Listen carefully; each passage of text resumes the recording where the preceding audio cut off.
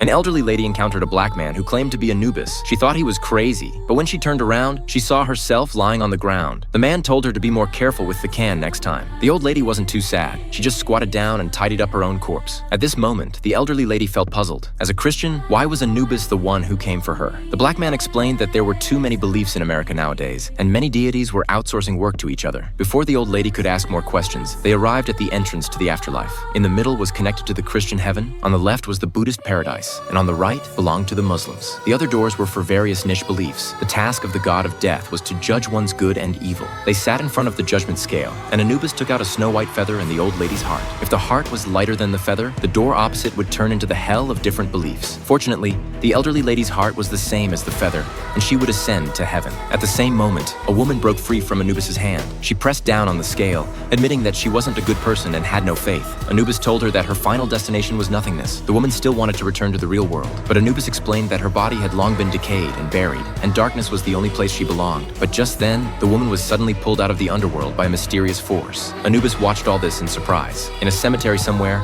a hand reached out from the soil, and a woman crawled out. Now, the balance of life and death in the world began to crumble, and a new Ragnarok began to unfold in America.